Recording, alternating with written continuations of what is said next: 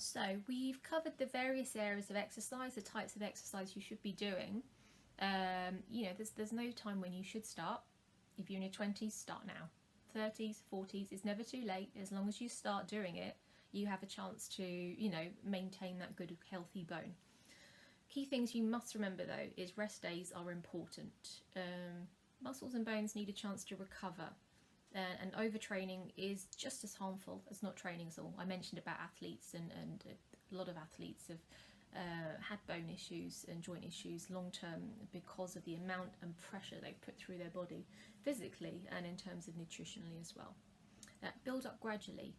So you maybe do a couple, see how you feel, and then just start to build it up.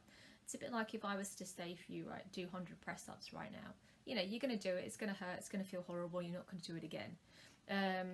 Do a couple, get used to it, build it up, so that you're more likely to maintain that commitment to doing it and maintain good, healthy bones.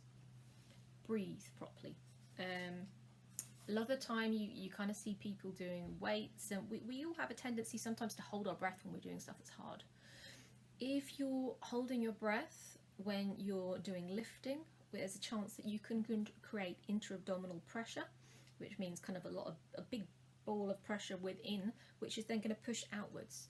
So if you have pelvic floor issues already, or as you go through menopause, you might start to encounter some more pelvic floor issues. If you had children, you might have pelvic floor issues. Creating that intra-abdominal pressure is actually going to, it's not going to help your pelvic floor. So if you learn how to breathe properly as you lift weights, and when I say lift weights, I don't just mean dumbbells or, a barbell. I mean lifting your children, lifting your shopping, standing up. Standing up actually creates a lot of pressure. And, just by engaging your pelvic floor, you can reduce, and using an exhale, you can reduce that pressure. So when I say lift weights, I mean lifting anything. Think about breathing properly. Do the exercise to your abilities. There is so much out there on Instagram, Facebook, loads of kind of workout with so-and-so, free, get lean in 6 weeks, 20 minutes a day programs. Just because they can do jumping burpees and, splits in a handstand and stuff, doesn't mean you have to or you should. Yeah, we all have very different bodies. They all respond in different ways. Please just go with what feels right for you. Start small, build it up. If it feels good, by all means go for progression, but get the basics right first. Eat well, really important as well.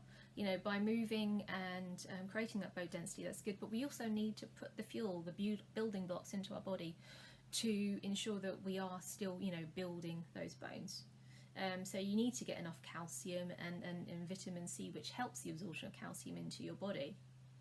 And then finally, and I do think this is a big, most important thing here, please consult a qualified fitness professional. If you're unsure whether you have osteopenia or osteoporosis, go to a doctor's first of all, get yourself checked.